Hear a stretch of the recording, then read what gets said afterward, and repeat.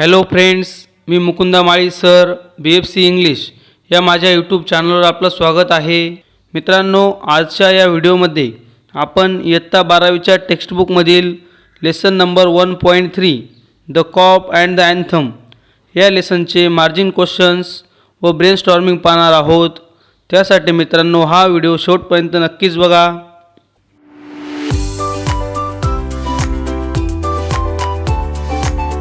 Welcome back friends. 1.3 the cop and the anthem. Margin questions.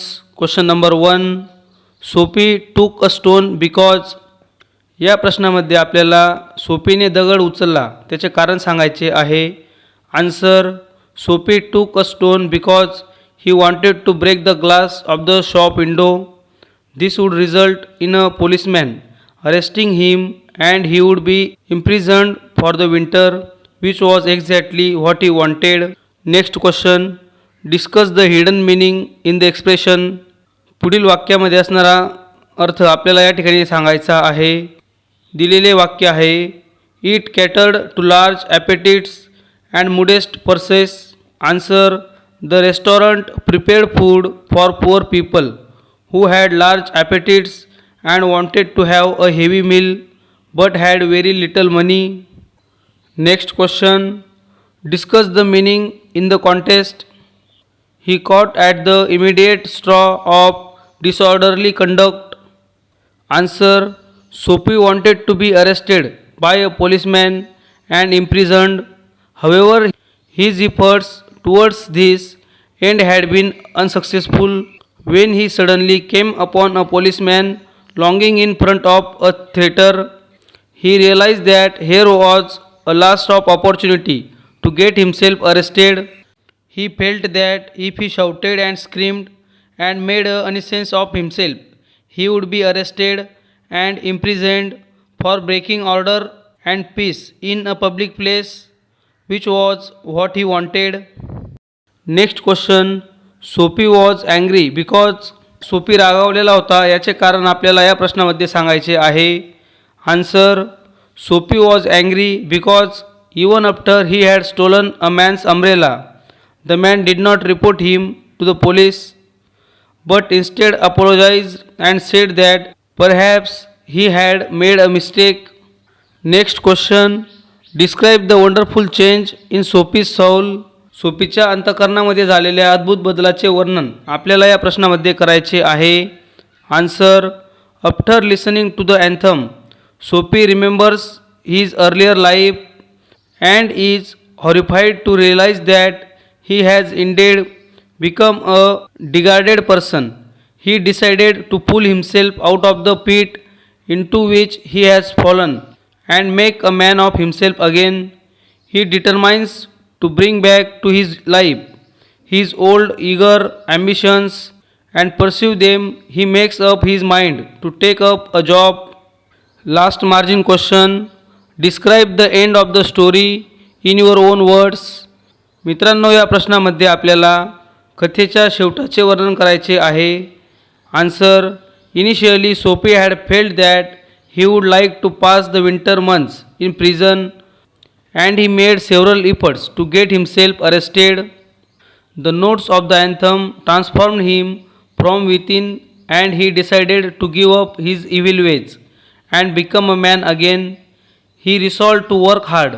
At that very moment, ironically, a policeman arrested him and sent him to the prison for 3 months. Sophie faced the irony of fate as the moment he realized that real freedom lay in virtuous life. He was taken into confinement. Brainstorming. Question number A1. 1. Discuss with your partner and find out the different ways in which Sophie tried to get arrested. The first one is given.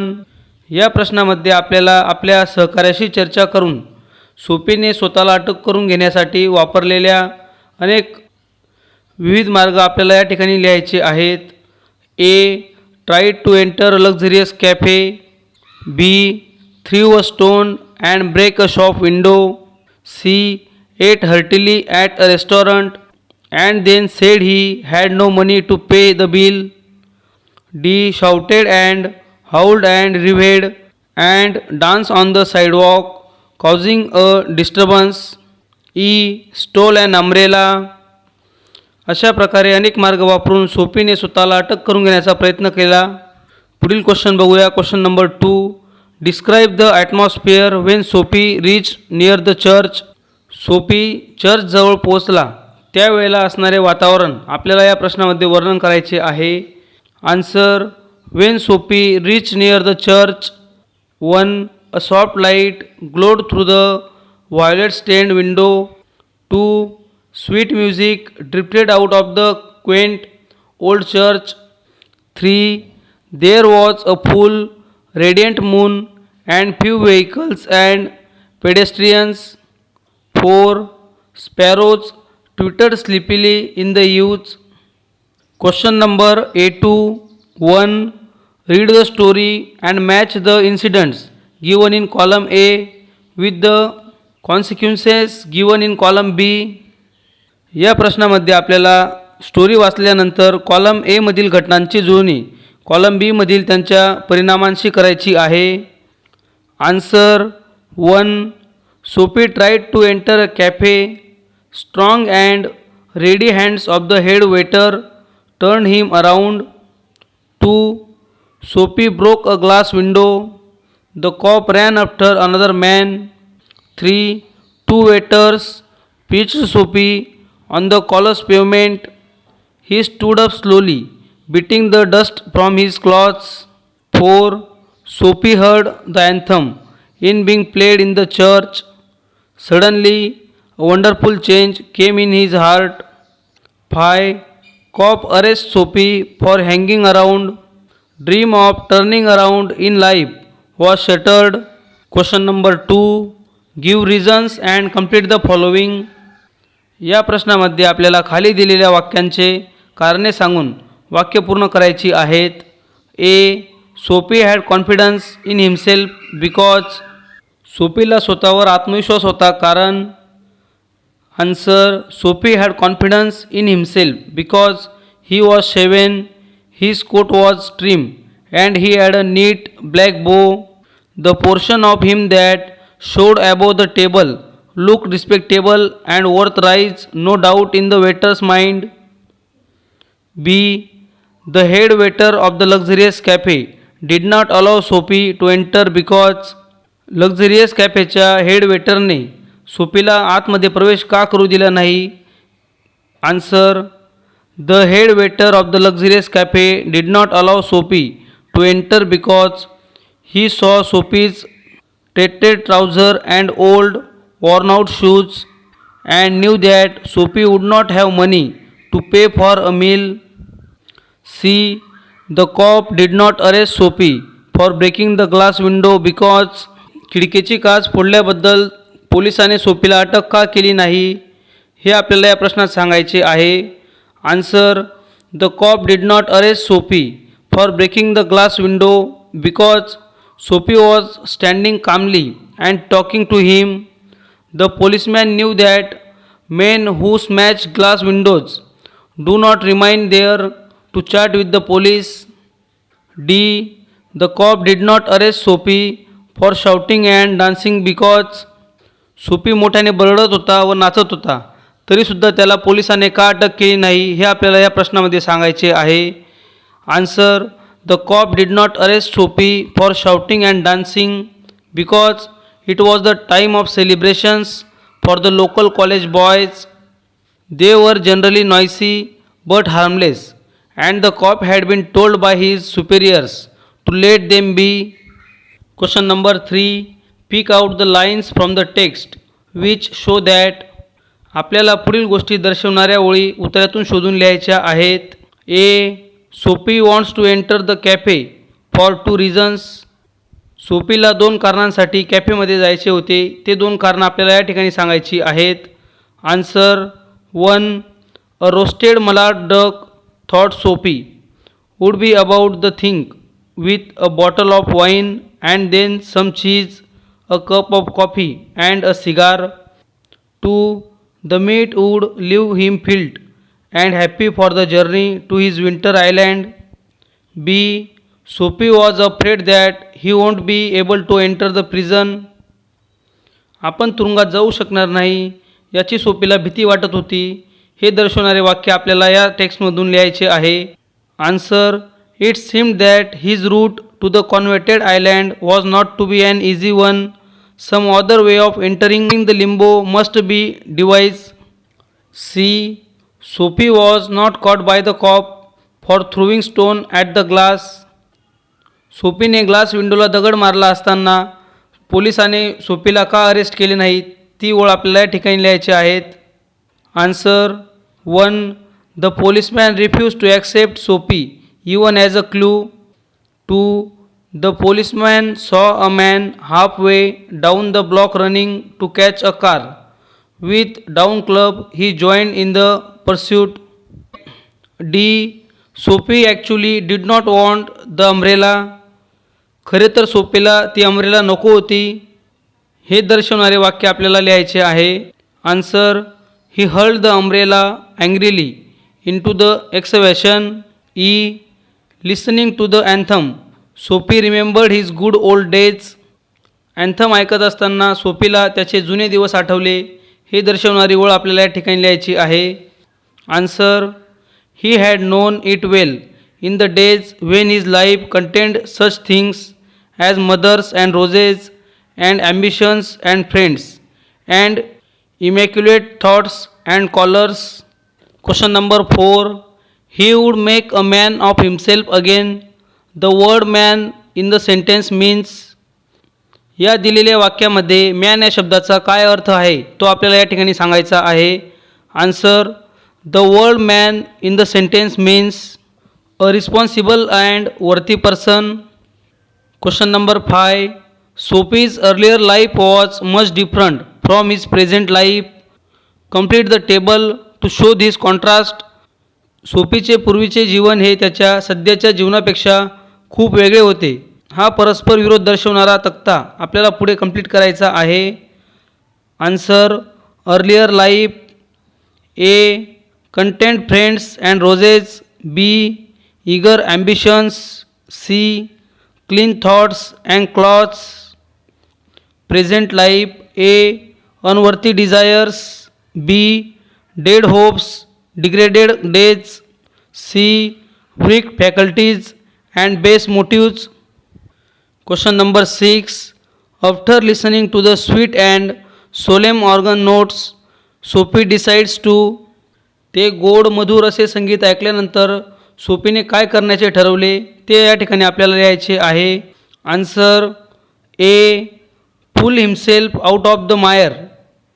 कॉन्क्युअर the evil that had enslaved him and make a man of himself again. B. Resurrect his old eager ambitions and pursue them without flattering. C. Go to the downtown district and find work. Question number 7. Write an incident in which you did something wrong and repented for it later. Give reasons. या प्रश्नामध्ये आपल्याला आपण काहीतरी चुकीची गोष्ट केली आणि त्याकरिता नंतर पश्चाताप झाला असा एखादा प्रसंग लिहून त्याची कारणे लिहायची आहेत. या प्रश्नाचे उत्तर आपण पुढील प्रमाणे लिहिणार आहोत.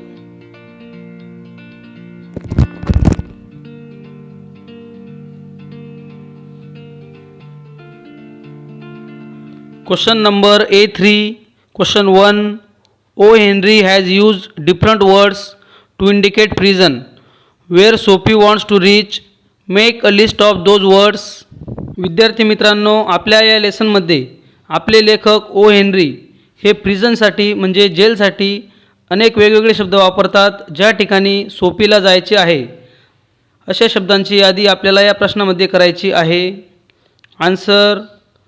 Winter island, coveted island, limbo, the island, Arcadia हे शब्द ओ हेनरी यांनी प्रिझनसाठी वापरलेले आहेत. Question number 2. Find out the words use for the degraded state of Sophie. Answer. 1. The pit into which he had tumbled. 2. The degraded days. 3. Unworthy desires. 4. Dead hopes. 5. Weak faculties. 6. Base motivation. 7. Mire. 8. Evil that had enslaved him. Question number 3.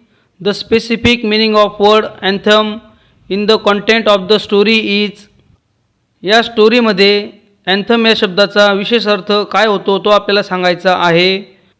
Answer. Anthem अ राउसिंग और uplifting song, a song of hope.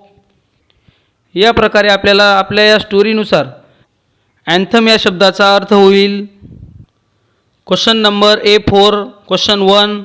Convert the following sentences into negative without changing their meanings. या प्रश्नामध्ये विद्यार्थी मित्रांनो आपल्याला खाली दिलेल्या वाक्यांना निगेटिव्हमध्ये change करायचा आहे व या वाक्यांचा आपल्याला अर्थ बदलायचा नाही. चला तर पुढील सेंटेन्सेस अभ्यासूया. A. The policeman refuse to accept Soapy even as a clue. Answer. The policeman did not accept Soapy even as a clue. B. Soapy drifted along twice unsuccessful. Answer. Sophie drifted along not being successful twice. C. Sophie stopped his unveiling rocket. Answer. Sophie did not continue his unveiling rocket. D. The island seemed very far away. Answer. The island did not seem to be anywhere near. E. The island seemed an unattainable Arcadia. Answer. The island seemed an Arcadia which could not be attained. Question number 2. Convert the following sentences into affirmative without changing their meanings. या ठिकाणी आपल्याला खाली दिलेल्या वाक्यांना अर्थ न बदलता आपल्याला होकारार्थी करायचे आहे. A. Men who smash windows do not remain to chat with the police. Answer. Men who smash windows refrain from remaining at the site to chat with the police. B. Why don't you call a cop? Answer. You must call a cop. C. On the opposite side of the street was a restaurant of no great pretensions. Answer. On the opposite side of the street was an unpretentious restaurant. D. Noisy but no harm. Answer. Noisy but harmless. Last sentence E. They seemed to regard him as a king who could do no wrong. Answer. They seemed to regard him as a king who was incapable of doing anything wrong. Question number A5. Question 1. Forgiveness is often better than punishment. Write two paragraphs, one for and another against this notion. शिक्षा देण्यापेक्षा अनेकदा क्षमाशीलता अधिक योग्य असते. या कल्पनेच्या बाजूने एक पॅराग्राफ व त्याच्या विरुद्ध बाजूने दुसरा पॅराग्राफ असे एकूण 2 पॅराग्राफ आपल्याला या प्रश्नाच्या उत्तरात लिहायचे आहेत. हे पॅराग्राफ आपण पुढीलप्रमाणे लिहिणार आहोत.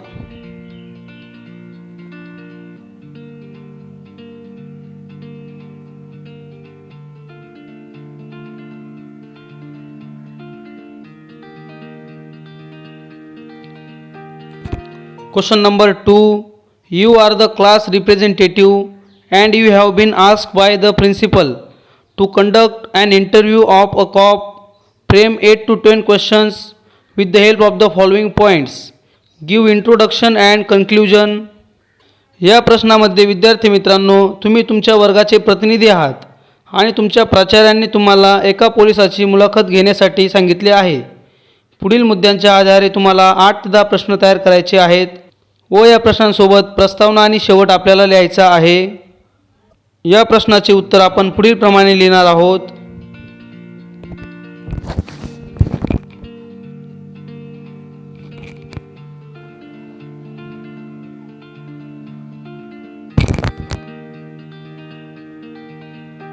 अशा प्रकारे विद्यार्थी मित्रांनो आपल्या 12वीच्या टेक्स्टबुकमधील lesson number 1.3 the cop and the anthem या लेसनचे मार्जिन क्वेश्चन्स व ब्रेनस्टॉर्मिंग आपण या व्हिडिओ लेक्चरच्या माध्यमातून पूर्ण केले आहेत. आय होप तुम्हाला हा व्हिडिओ नक्कीच आवडला असेल. व्हिडिओला लाईक करा व जास्तीत जास्त विद्यार्थी मित्रांपर्यंत या व्हिडिओला शेअर करा. Thanks for watching friends.